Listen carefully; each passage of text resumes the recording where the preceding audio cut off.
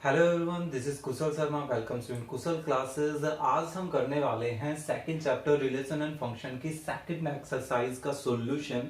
सो first question देखिए क्या है। हमें एक सेट दिया गया है जिसके एलिमेंट्स हैं 1 2 3 अप टू 14 तक, और फिर हमें यहाँ पे एक रिलेशन डिफाइन करनी है। Define a relation R from A to A set से उसी सेट पर रिलेशन हमें बतानी है। उस सेट पर कंडीशन क्या है रिलेशन की कि जो उसके एलिमेंट्स है वो ऑर्डर्ड पेयर में होंगे एक्स वाई, और इनमें एक्स और वाई में रिलेशन है कि 3 time of x minus y 0 के इक्वल होगा। और ये जो एक्स और वाई हैं ये दोनों ही एलिमेंट हमारे ए सेट के ही एलिमेंट्स हैं। ठीक है, तो ये जो सेट बनेगा हमें उसकी डोमेन, कोडोमेन और रेंज को फाइंड आउट करना है। ठीक है, सो सबसे पहले तो हमें जो कंडीशन दे रखी है रिलेशन की वो कंडीशन लेकर चलते हैं। देखिए कंडीशन क्या है, R order pair of x y and it is 3x minus y is equal to 0 and such that कि एक्स और वाई पे क्या कंडीशन है कि वे ए सेट के ही एलिमेंट्स हैं। ठीक है, तो हम एक्चुअल में इसको थोड़ा सा सिंप्लीफाई कर सकते हैं। माइनस वाई को अब अगर हम इधर शिफ्ट कर दें तो वो पॉजिटिव हो जाएगा। ये हमारे पास एक्स वाई, हम बस इसको सिंप्लीफाई कर रहे हैं ताकि ये अंडरस्टैंडेबल थिंग बन जाए। ओके, इसको ज्यादा अच्छे से समझा जा सकता है। तो यहाँ हमारे पास क्या कंडीशन है वही, ठीक है, हमने सिर्फ इनको शिफ्ट किया है, y को शिफ्ट किया है। ओके, अब ये देखिए कि ये जो फॉर्म है वो फॉर्म क्या है, एक सेट बिल्डर फॉर्म है ना। हम इसको और अच्छे से समझने के लिए इसको रोस्टर फॉर्म में कन्वर्ट कर लेते हैं। सो रोस्टर फॉर्म में देखिए इसको कैसे लिखा जा सकता है। यहां हम क्या करेंगे, एक एक करके हमारे एक्स देखिए किसको बिलोंग कर रहा है, ए को। तो ए सेट के जितने एलिमेंट हैं उनको हम यहाँ पे सब्स्टिट्यूट करके देख सकते हैं। ठीक है, तो देखिए अगर हम एक्स के रिप्लेसमेंट में यहाँ 1 रखते हैं, सो फर्स्ट लेटर तो हमारा एक्स ही होगा फर्स्ट एलिमेंट। फिर यहाँ पर 1 रखते हैं तो 1 इंटू 3 तो y की वैल्यू कितनी आ रही है 3। तो देखिए एक ऑर्डर्ड पेयर हमारे पास 1 3 का बन गया। फिर x की वैल्यू 2 रख के देखते हैं, सो 2 रखिए, 3 इंटू 2 6। इसी तरह से x की जगह 3 रखिए, 3 इंटू 3 9। फिर x की जगह 4 रखते हैं तो 4 इंटू 3 12। अभी देखिए x की जगह अब हम 5 रखते हैं, सो 5 इंटू 3 15। पर क्या y की वैल्यू यहां से 15 आ रही है, पर क्या 15 इसमें है, नहीं है। इसका मतलब हमारे पास और एलिमेंट्स नहीं बनेंगे और ऑर्डर्ड पेयर्स नहीं आ रहे हैं। ओके, सो ये हमारी क्या बन गई, रोस्टर फॉर्म। अब इस चीज को तो हमने डिफाइन कर दिया, इसको हमने रोस्टर फॉर्म में कन्वर्ट कर दिया। ठीक है, अब हमें इसका डोमेन, कोडोमेन और रेंज फाइंड आउट करना है। तो उसके लिए हम क्या करेंगे, हमें पता है कि जो डोमेन है वो डोमेन क्या होता है, domain is the set of all first element of ordered pairs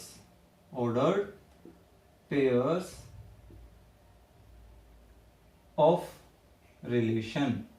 relation के जो भी हमारे पास ऑर्डर पेयर आ रहे हैं उनके जो फर्स्ट एलिमेंट होता है, उन फर्स्ट एलिमेंट का जो सेट बनता है वो क्या कहलाता है, डोमेन। इसी तरह से हम ये बता देते हैं कि एक्चुअल में कोडोमेन कौन होगा। कोडोमेन और रेंज में क्या है, सो इनकी डिफाइन कर देते हैं। And codomain is the set A itself। ठीक है, यहां हमारे पास फ्रॉम A टू A जिस पर रिलेशन होती है वो हमारा क्या होता है, कोडोमेन होता है। ठीक है, एंड रेंज क्या होगा, range is the set of all, first के बजाय अब यहां पे सेकंड करें तो second elements of ordered pairs of relation, कि इस रिलेशन के जितने भी सेकंड एलिमेंट्स हैं ऑर्डर्ड पेयर्स के, उनका जो सेट होता है वो क्या होते हैं, रेंज होती है।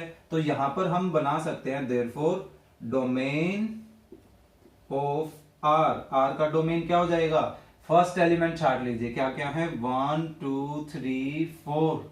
ओके, कोडोमेन क्या हो गया, को डोमेन ऑफ आर, वो खुद ए सेट के इक्वल हो जाएगा। अगर आप इसको इस तरह से लिखना चाहें 1 2 3 अप टू 14 तक तो वैसे भी लिख सकते हैं।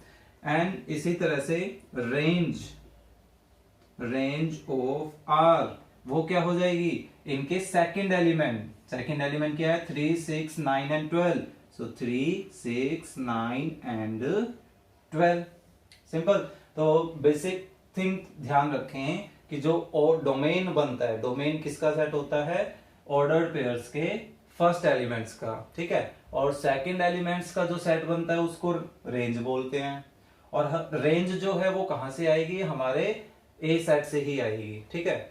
और यही हमारा क्या है, कोडोमेन।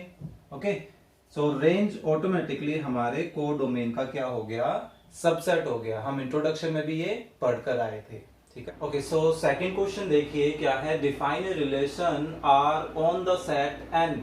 जब ऐसे बोला जाता है ऑन द सेट, एक ही सेट के बारे में बोल रखा है, तो इसका मतलब है from set N to N, ठीक है, ऑफ नेचुरल नंबर। एन किसको डिनोट कर रहा है, नेचुरल नंबर के सेट को। रिलेशन क्या है कि एक्स और वाई का ऑर्डर पेयर है और वाई जो है एक्स से 5 ज्यादा है। ओके, और x की जो कंडीशन है, x पे कंडीशन दे रखी है कि x एक नेचुरल नंबर है जो कि 4 से छोटा है, लेस देन 4, यानी कि x की जगह हम क्या क्या वैल्यू रख सकते हैं 1 2 एंड 3, और x y दोनों ही नेचुरल हैं।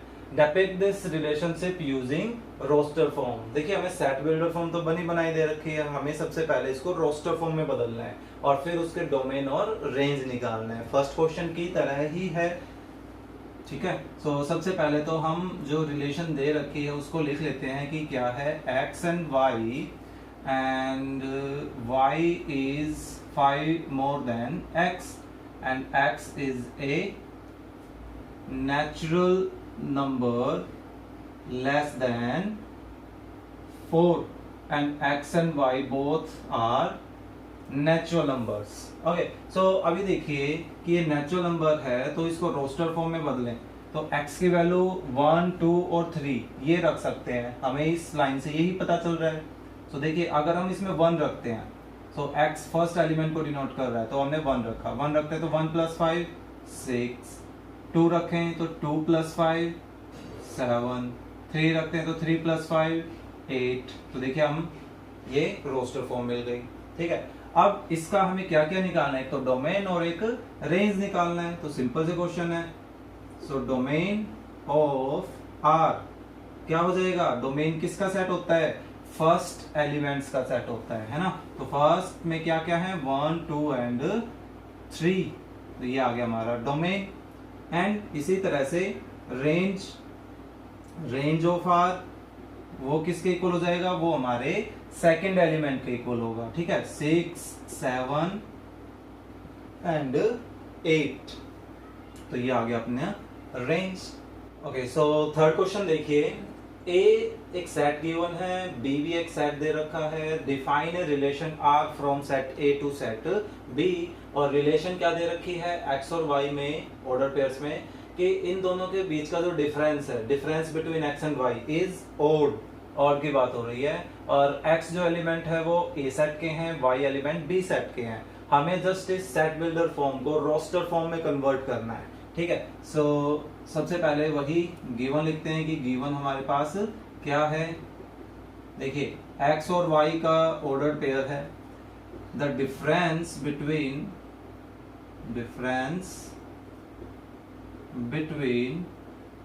x and y is odd and x belongs to A and y belongs to B। Okay, so इसको रोस्टर फॉर्म में कन्वर्ट करते हैं। देखिए रोस्टर फॉर्म में हमें ऐसे कॉम्बिनेशन छांटने हैं जिनके बीच का डिफरेंस क्या हो, ओड हो। अब जैसे 1 पे स्टार्ट करते हैं, 1 को देखिए अगर हम 4 के साथ डिफरेंस करें तो 1 और 4 के बीच में ओड का डिफरेंस आ रहा है तो हम 1 और 4 को यूज करेंगे। लेकिन यहाँ लिखते वक्त ध्यान रखें कि जो फर्स्ट एलिमेंट है x वो a सेट का हो और सेकंड एलिमेंट b सेट का हो, ठीक है। ऐसे ही 1 को देखिए 6 के साथ करते हैं तो यहाँ से भी हमारे पास एक ओड रिलेशन आएगी।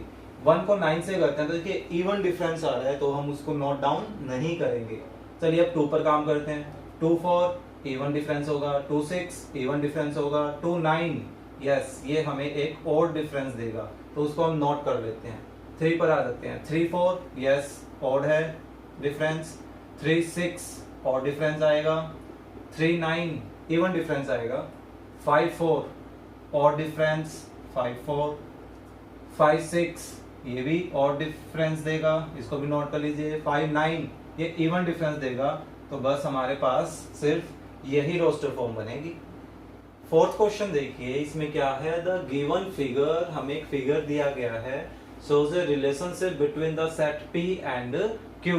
एक्चुअल में ये हमारा सेट P है और ये सेट Q है, तो सेट P की सेट Q के साथ रिलेशन दिखा रखी है। देखिए ये एरो के साइन इसी चीज को शो कर रहे हैं। So write this relation in set builder form and roster form, और फिर उनके डोमेन और रेंज निकालना है।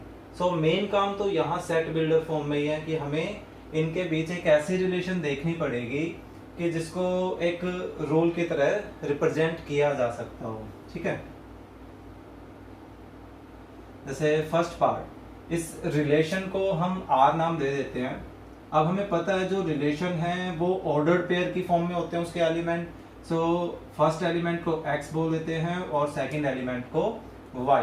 ठीक है, और इनके बीच में अब देखिए कुछ रिलेशन आप नोटिस करेंगे कि 5 जो है वो 3 से 2 ज्यादा है, 6 4 से 2 ज्यादा है, 7 5 से 2 ज्यादा है, यानी कि यहाँ मोर देन 2 की एक रिलेशन नजर आ रही है। तो इसके जो एलिमेंट्स हैं वो हमारे x से रिप्रेजेंट हो रहे हैं। ठीक है, x बिलोंग्स टू p, और q के एलिमेंट को हम y से रिप्रेजेंट कर रहे हैं। तो हमने नोटिस किया कि x में से अगर हम 2 सब्ट्रैक्ट करें तो वो y के इक्वल रिजल्ट दे रहा है। तो हम वो एक रिलेशन यूज कर लेते हैं कि x minus 2 is equal to y। Check कर लीजिए, देखिए 5 माइनस 2 3 आ रहा है, 6 माइनस 2 4 आ रहा है। अब यहाँ पर इन पे भी रिलेशन बता देते हैं कि x और y क्या हैं। x हमारे p को बिलोंग कर रहे हैं और y हमारे q को बिलोंग कर रहे हैं। ठीक है, तो ये तो क्या हो गई सेट बिल्डर फॉर्म।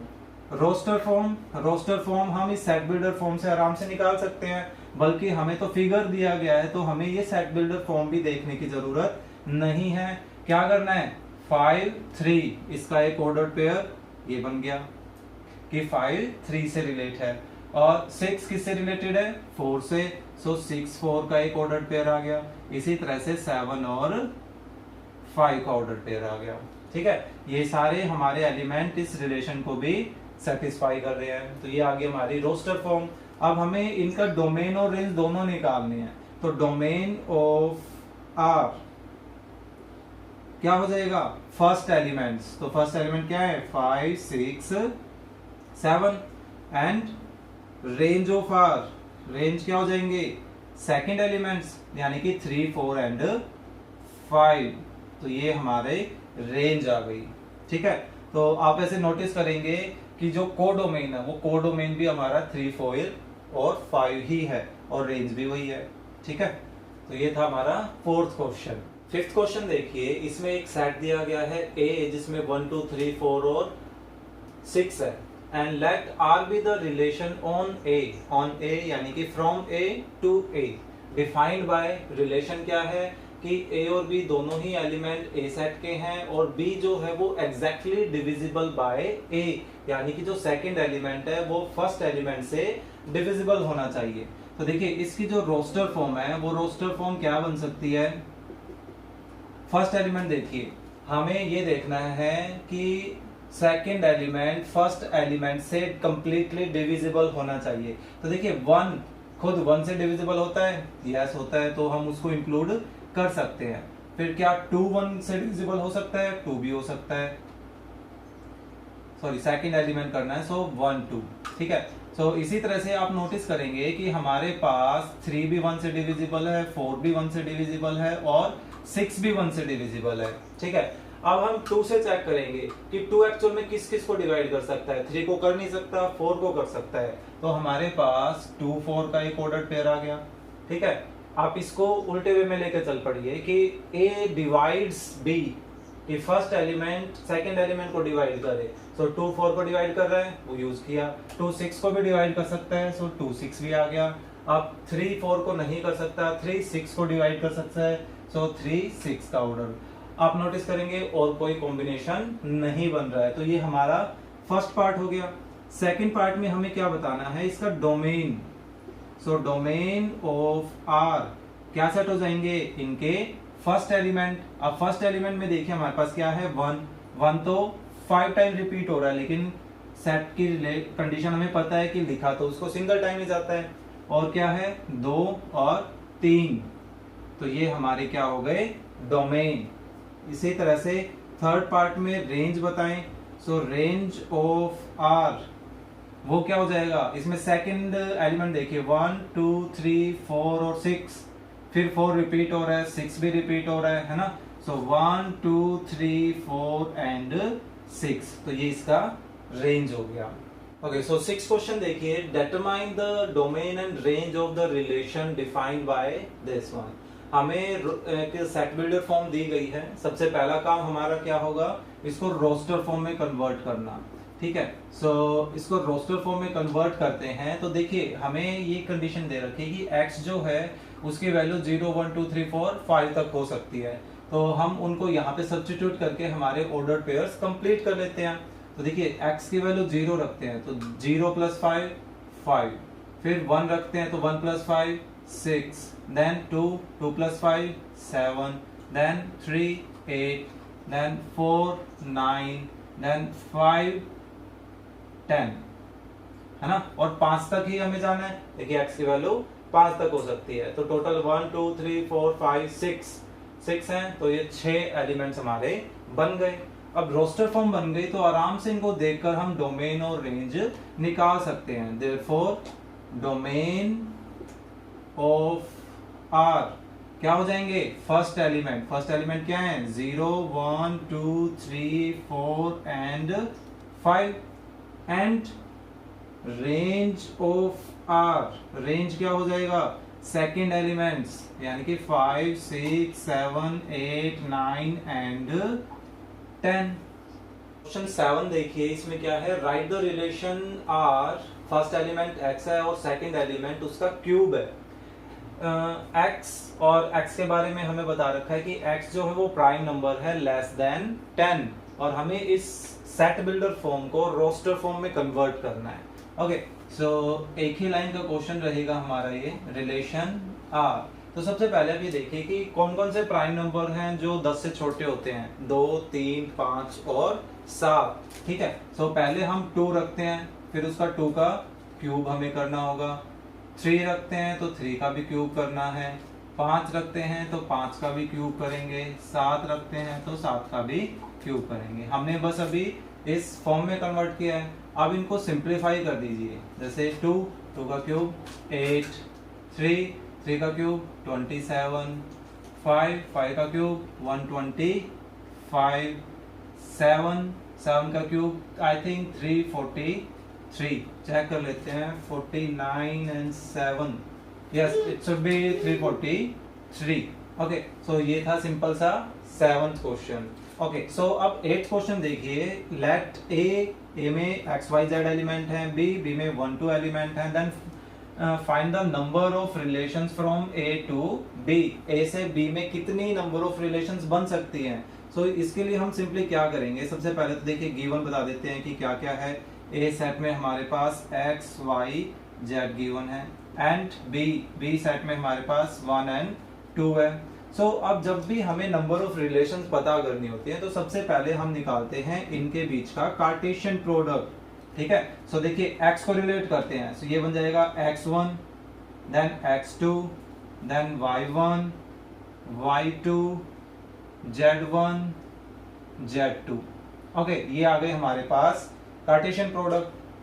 तो अब हम निकालेंगे इसके नंबर ऑफ एलिमेंट्स कि इस कार्टेशियन प्रोडक्ट में कितने नंबर ऑफ एलिमेंट हैं। इसमें हमारे पास 6 नंबर ऑफ एलिमेंट्स हैं। ठीक है, सो जितने हमारे पास कार्टेशियन प्रोडक्ट के सबसेट हो सकते हैं वही एक्चुअल में हमें नंबर ऑफ रिलेशन बताते हैं। यानी कि अब हम सबसे पहले क्या पता करते हैं, now number of subsets of a cross b किसके इक्वल होगा 2 रेज टू पावर जितने इसमें एलिमेंट हैं यानी कि 6, सो 2 की पावर 6 कितनी हो जाएगी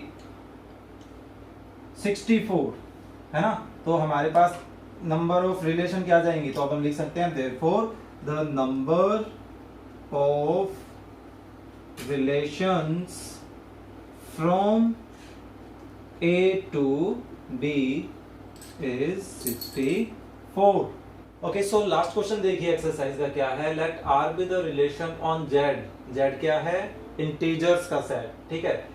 रिलेशन को R से डिनोट किया गया है, इसके ऑर्डर्ड पेयर्स में अब ये बताया गया है जो एलिमेंट्स है फर्स्ट और सेकंड उनका डिफरेंस इज एन इंटीजर, कि उन फर्स्ट और सेकंड एलिमेंट्स को सब्ट्रैक्ट करें तो रिजल्ट में वापस इंटीजर आना चाहिए। सो हमें उसका डोमेन और रेंज फाइंड आउट करना है, ठीक है। सो हमें क्या रिलेशन गिवन है, रिलेशन लिखते हैं पहले एक बार। रिलेशन है A और B के बीच में कि ये दोनों इंटीजर्स हैं एंड इन दोनों का जो डिफरेंस है इज एन इंटीजर। ओके, सो अब हम यहाँ पे एक एक्सप्लेनेशन देखते हैं कि we know that the difference between any two integers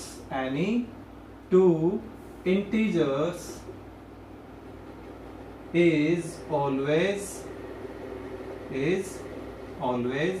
an integer, कि किसी भी दो इंटीजर को आप सब्ट्रैक्ट करेंगे तो वैसे बात है हमारे पास रिजल्ट भी क्या आएगा, एक इंटीजर ही आएगा, ठीक है। तो इसी वजह से कि डोमेन ऑफ आर ये भी हमारे पास क्या हो जाएगा, पूरा इंटीजर का ही सेट हो जाएगा, एंड रेंज ऑफ आर ये भी हमारे पास इंटीजर का ही सेट होगा।